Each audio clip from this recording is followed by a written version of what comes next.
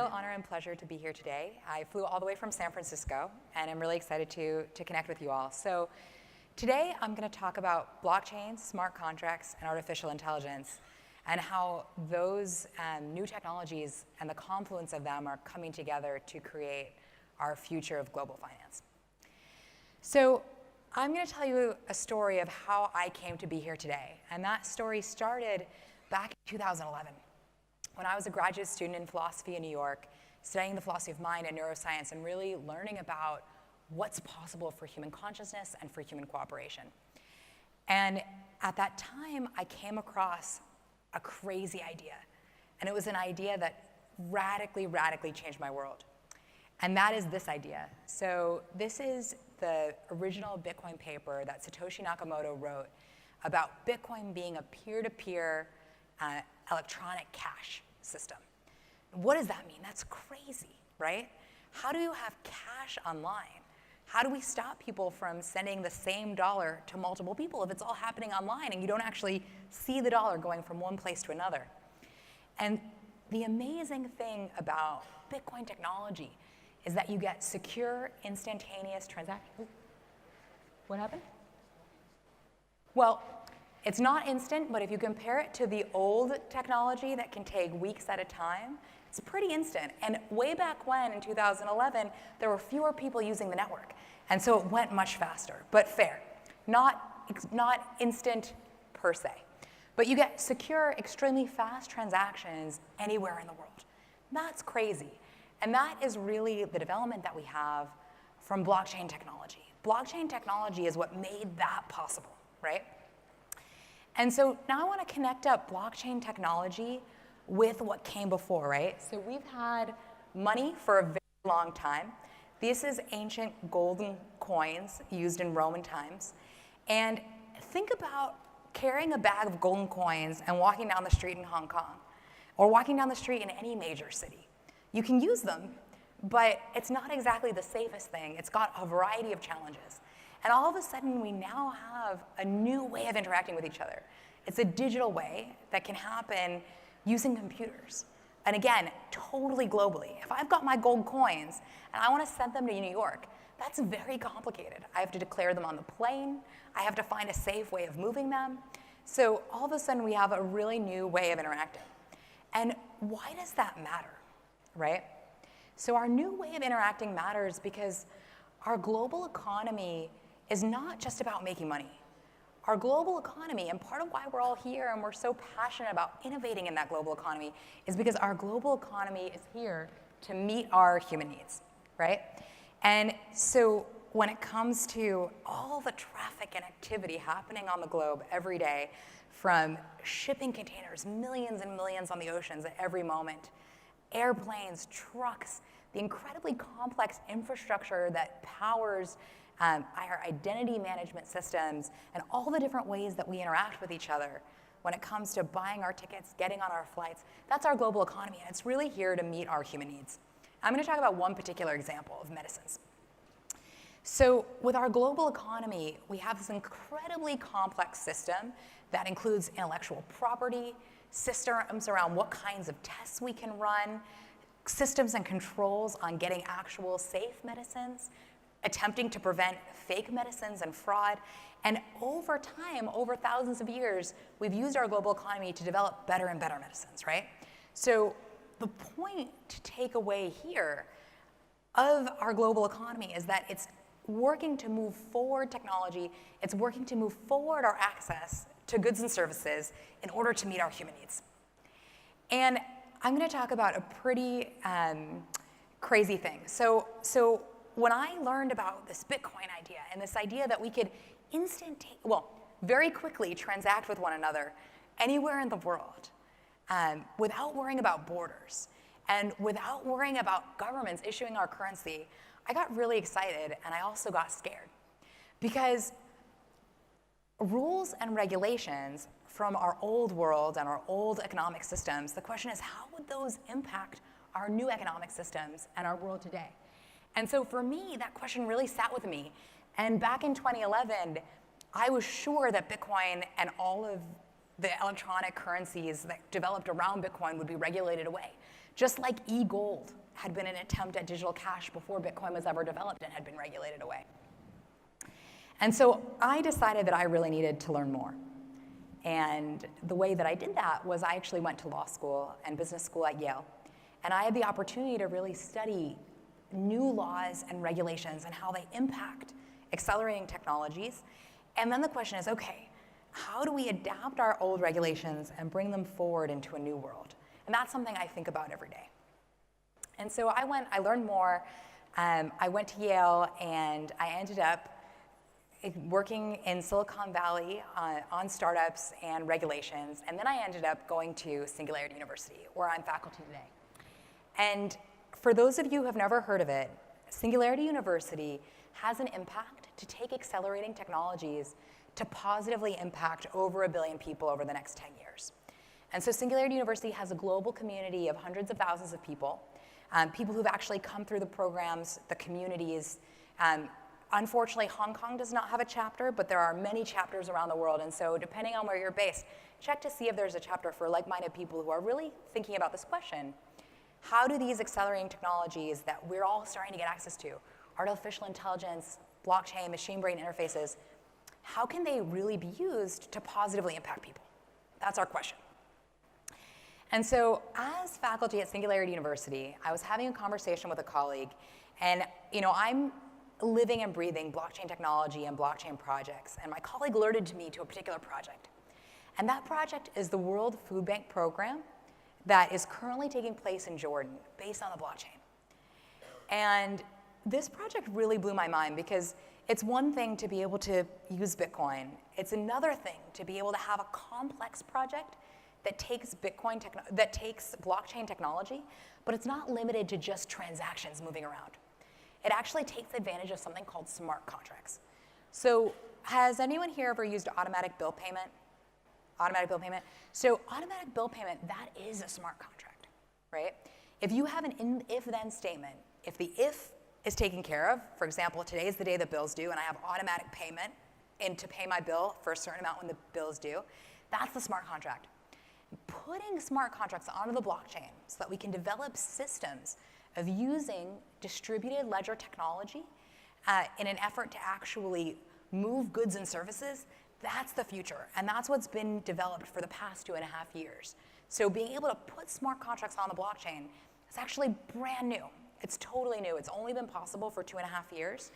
And one of the things that we have to remember, especially when we see the world moving so quickly, is that yes, the world is moving quickly, and we're still here right at the very edge of how it's moving.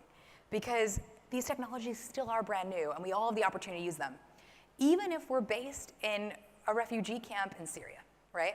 So this is what the World Food Bank program did. They put together a pilot program where refugees would have their identities on the blockchain, and you'd go into a store as a refugee, and your eyes will get read by a retinal scan. It'll pull up your identity, and it will say how much food you should get from the store. This is a huge deal. If you're a vulnerable person and you have to rely on cash or food stamps to be able to get your aid, there's a tremendous amount of corruption that can be stolen from you if you're smaller and weaker than other people. And so one of the things I want to stop and say is, look, when we talk about new technologies, it's very easy to get ahead of ourselves, and yeah, there is a lot of hype here, but imagine the relief of a mother who is in a refugee camp and knows that if she goes to a store, she'll actually get her food. She doesn't have to worry about losing a coupon. She doesn't have to worry about someone taking the coupon from her, right? It's a totally new way of connecting people to food. And that's taking place in the developing world, but there are projects like that going on in the most advanced societies. Not to say that America is the most advanced society. I think we have extremely advanced technologies happening all the time here in Asia, which is part of why I'm so excited to be here. But in Seattle, Amazon's opened a new store where people can grab items and put them in bags, and they'll automatically be checked out, right? So we're living in a world where the way that people are interacting with money and goods and services along the supply chain is changing using new technologies. And so we want to be at the cutting edge of that. Why? It's actually because, not just because we want to make money, right? It's because we're in a situation where there are some people on our planet who have a lot and some people who have a little. And a whole lot of the drive of our global economy is to make a bigger pie, right? How do we get to a place where we move from scarcity to abundance for everyone? And that sounds like a pipe dream, and I think there are ways to do that, right? So my answer, coming from Singularity University, is accelerating technologies. And one of the things to think about is we each have a cell phone in our pocket, right? That cell phone gives us access to more information and data and the ability to communicate with anyone in the world than the greatest world leaders of 50 years ago had, right? So we're living in a world where as more our technologies develop, what becomes possible for people changes. If you think about how much your desktop computer or a laptop computer costs today and how much computing power that laptop has, if you were to try to make the equivalent thing in the 1950s, it would cost trillions of dollars in today's dollars, right? So we're living in a world where people have access to more computing power, more energy, all the time for lower costs. And so how do we take those accelerating technologies and the benefits of those accelerating technologies and move them to more people over time in a more equal way, right? And I think that's a really hard question. How do we do that? And there are no easy answers, but I'm going to share with you a particular project that I feel really excited about and that I think starts to point us in the direction of the answer. And so that project is called SingularityNet. So SingularityNet is actually based here in Hong Kong. And it is a project that has just recently successfully ICO'd. So I know there are some people here who would never invest in it. But the point of this project is to democratize and distribute access to artificial intelligence services. So right now, if you're Google or you're Baidu or you're Facebook, you're one of a handful, Tencent, you're one of a handful of tiny companies, you have basically a monopoly on access to artificial intelligence.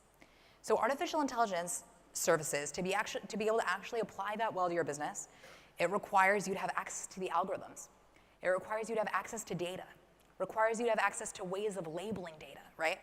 And there's very few players who are able to do that today. And so Ben Goertzel, who's one of the best AGI researchers alive today, realized that looking at blockchain technology, which provides a distributed, secure way of sharing information with people, would be a great framework and base upon which you could share distributed AI services with people. And so that's the point of SingularityNet. It is developing artificial intelligence services on the blockchain. And so for people here today who are thinking, look, I would love to start using AI in my business, but I don't know what that means, and I don't know how to do it. This is a project to start looking at. It's in its early days, but the goal of this project really is to democratize access to AI services. And it's partnered up with folks who are on the side of democratizing access to data labeling and really that whole stack of access to artificial intelligence. And part of the point here, when you democratize access to AI services, you make possible new opportunities in business. You make possible new opportunities with what you can do. And you also open up the possibility of using AI way beyond just a few small players. And so there's another really deep reason to consider this is for people like Elon Musk and Stephen Hawking and people who know a lot about AI, they get really scared because depending on how that AI grows and depending on how it's optimized, it could be used in ways that are actually not great for people. And so figuring out a way to use AI responsibly and sustainably, the argument here is the more that we democratize it, the more brains we get acting on the problem, the more likely we are to get a good AI outcome. And so I do want to have a quick disclaimer that I'm an early investor in SingularityNet, the project, through the fund Crypto Lotus, where I'm a partner. And so if people end up having more questions about Crypto Lotus or about SingularityNet from the investment perspective, please come see me after the talk. And also my colleague, Jolly, who's our chief security officer, is here in Hong Kong with me. And he's a great person to talk to, too, about investing in blockchain technology. But finally, I just want to say that really the real question is, for everyone here in the room, We have unprecedented access to ideas and people and opportunity from all over the world. And the opportunity to apply to our businesses new technologies in blockchain, in artificial intelligence, in data analytics, in sensors, and the Internet of Things. And so my call to action for each of you is to think about how are you going to drive the global economy forward using these new technologies? Because driving this global economy forward, it's not just about making each of us successful by ourselves. It's about how do we get humanity successful together and develop better tools and systems and ultimately opportunity for everyone on the planet. And I think that's part of why it's really exciting for me to be here in Hong Kong, on the other side of the world from where I live, because we are in such a global economy. And Ben Goertzel is somebody that developed Singularity Net, but I've known him for years, even based in San Francisco, because we have similar ideas, right? And so that's something that's very exciting to me. As we're growing and as our technologies are developing, we're living in a world where we're increasingly connected. And so I'm going to close with that. My email is here, both for Singularity University and for Crypto Lotus. So I encourage you to please email me with any questions that you might have. Really excited to connect with you folks. And now I'm excited to get to check in with Zach, who's going to have a few questions for me.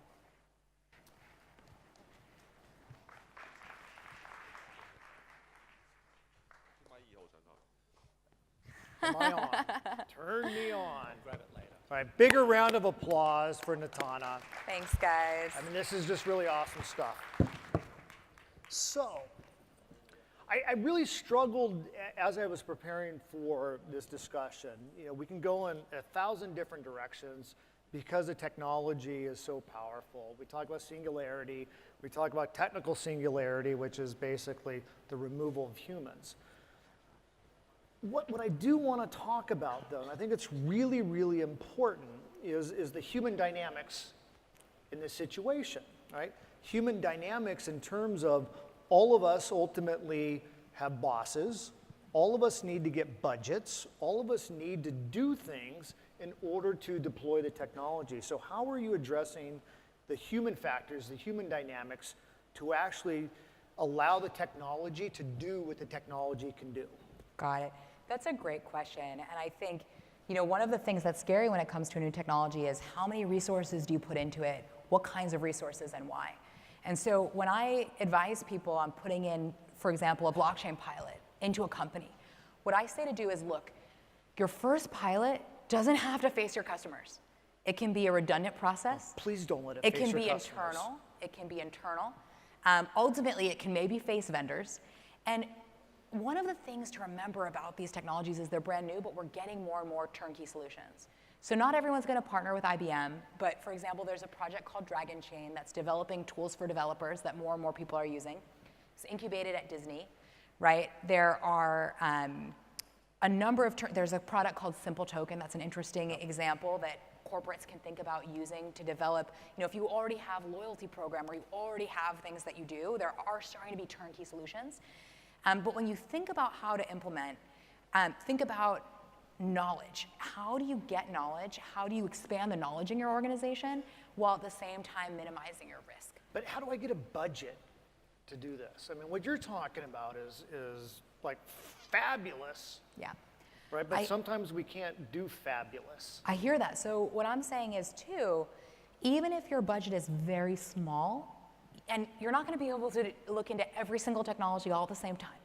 So I think you want to start thinking about where are the key pain points in your organization that are losing your organization a lot of money, and how do you tell a story to the decision makers about the fact that these new technologies can help to save some of that money.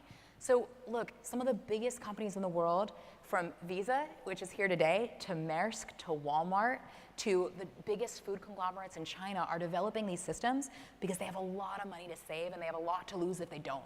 And this is true for all of us, wherever we are in the corporate world. And so if you are passionate about these technologies, you want to learn about them, you want to implement a pilot, you talk about what it can save your organization, how it can affect the bottom line, and then you start small because you can increase your learning without spending a lot of dollars. Once you've increased your learning, you can continue to develop better pilots. Fair enough. So let's talk about exponential technologies, right? Which is basically making all of us redundant in terms of the things we do for work and how we live and how we play, right? So we're on this trajectory where some would argue that there's enough inertia, enough momentum that we're already have been replaced. Others say it's a couple years out. How do we actually manage this path that we're on? In two ways. One, how do we offload or off-road ourselves so we don't go all the way there? And what are the things we need to be doing today that actually influence exponentially what's going to happen 5 years, 10 years, 15 years from now? Because the technology exists, right? So how do we manage both our upside and our downside risk as humans and then as professionals on this path that whether we like it or not, we're on? Yeah, so that's a great question. And I'm first going to give you the Silicon Valley answer. And the Silicon Valley answer, at least, and my answer, or one of the answers is, look, for a while, we're going to need humans in the loop. We're going to need humans to interact with artificial intelligence. That said, as artificial intelligence grows more and more powerful, humans won't be able to keep up. And so we're really going to need to focus on machine-brain interfaces. And so that's why Elon Musk has famously developed a company called Neuralink that is working on developing a machine-brain interface to augment human intelligence. Because human biology... Explain that for a second. So what that means is, right now, the difference between the least intelligent human and Einstein is actually pretty small, right? The very smartest human and the human who knows the least is not that big of a difference. And there's an upper bound on the possibility for human intelligence. So humans can only get so smart. Even the greatest geniuses, there's only so much they can do. Artificial intelligence can grow faster and faster and faster without those limits. And so the question is, how are humans going to interact with artificial intelligence and stay relevant? So one answer is that we can develop machines that will connect directly with human brains that can work to enhance human intelligence. So think about the last time that you forgot a fact and you went on Wikipedia, right? And you learned that fact. Your access to your cell phone, your access to the internet makes you smarter. It gives you access to a whole lot of knowledge and wisdom and ideas that you wouldn't otherwise have. But some would argue that our dependence on our cell phones, which I can't see how many people are on their cell phones now, actually removes this human element, right? So I think that it expands your capacity to act, and it expands your intelligence. It's not to say that it doesn't have other problems. But why is that the mission? So I think that the question is, how are humans going to stay relevant in an age of artificial intelligence? I think that as human society, we really have to think about, what do we want our societies to look like? What do we want humans to be doing? What projects do we want them to be engaged in? But one answer of a potential way to keep humans relevant is to find better and faster ways of making humans smarter. Okay, but why do I want Silicon Valley telling me what we will do as a society, as a race, as structures and as humans? Yeah. Why is it dictated and driven by the elite in the valley? So that is why blockchain technology is so powerful, right? Because all of a sudden we have a distributed way that we can start to develop some of this technology. So there are blockchain projects that actually allow for development of any kind of biological interface are very much in their infancy. There are a couple of projects that I've come across that I can tell you about later, but ultimately we're still in the beginning of this technology. But part of why I featured Singularity is I think it's a very powerful democratizer for AI. Right now, it's a tiny number of companies in the Valley and in China that are deciding what news we see. What reviews pop to the front of our browsers whenever we go online, and that are really controlling our interaction with information. And they control our interaction with information using algorithms and proprietary data. And I think it's projects that distribute access to that kind of technology that have the power to democratize our interaction with it and to take it out of the hands of just a few elites. So what are the obstacles to get there? And should they be bigger obstacles? So I think a major obstacle is, this technology is still very hyped. It's brand new. So the ability to do something like artificial intelligence on the blockchain, anything like it is 2.5 years old only, because being able to put a Turing-complete computer onto the blockchain. What does that mean? That means that everything that you can do with a computer program, right? Any kind of program that you can program, you can do it on the blockchain, right? That's what Turing complete means. But to do that, that was only possible in 2015 with the launch of something called Ethereum. And that's what makes Ethereum so powerful. It's a radical change in what you can program onto the blockchain, which is, again, a distributed, secure way of sharing information.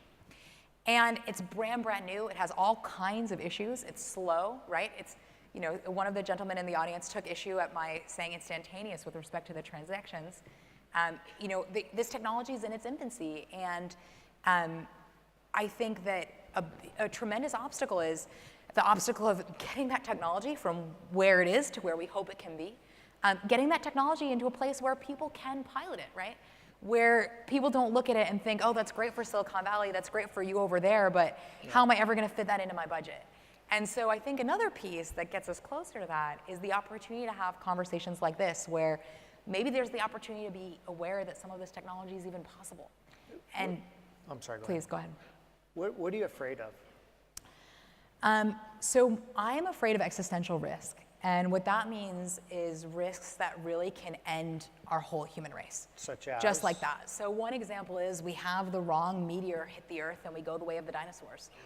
Another example is developments of biological weaponry that can hurt many people.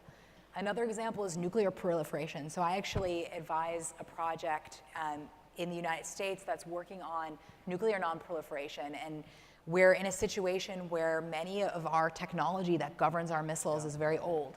And I'm afraid of existential risk connected to artificial intelligence, where if we start to develop artificial intelligence and we say, hey, artificial intelligence, I want you to optimize for saving energy. And the artificial intelligence says, oh, well, I'll optimize for saving energy by killing all humans. How do we stop that, right? And is that real? I mean, let's, like, I heard some snickers in the audience, but how close are we? Or has it already happened and we just don't know it because we're not allowed to know yet? So that's going to depend on who you talk to.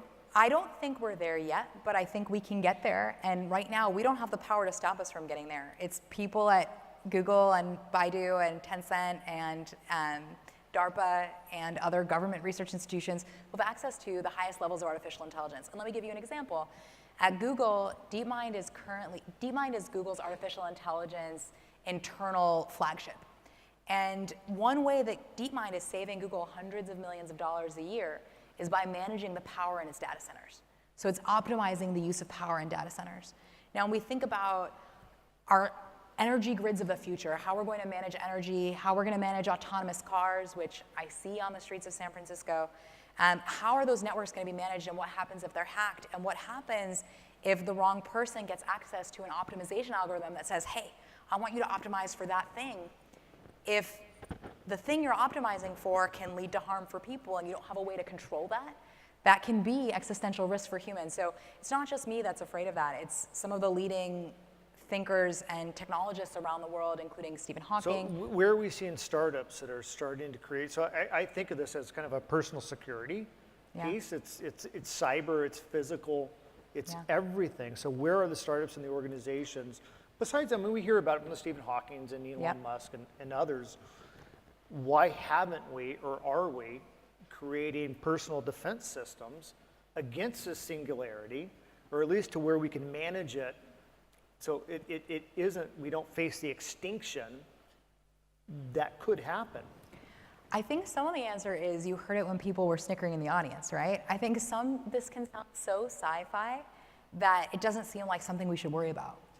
And I think there are people who worry about it every day. So OpenAI, which is a billion-dollar nonprofit that was founded by Elon Musk and Sam Altman and leading AI researchers in the Valley, is working to solve these problems.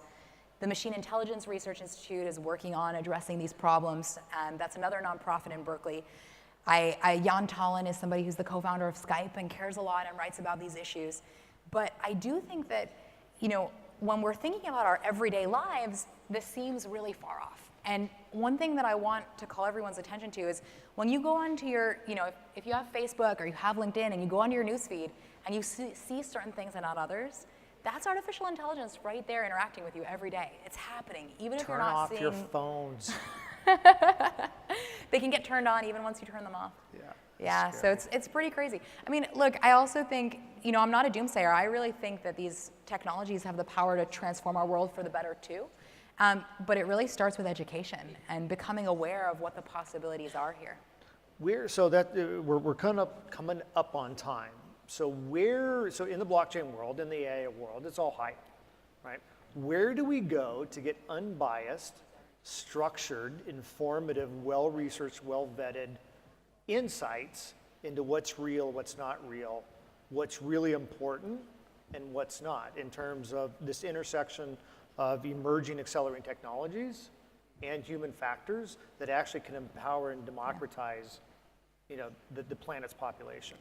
So I think that's a great question. I love that question, and I don't have an easy answer for you. I think the real answer is for each of us to educate ourselves and make the decisions for ourselves why we want to trust what we trust and really try to understand it.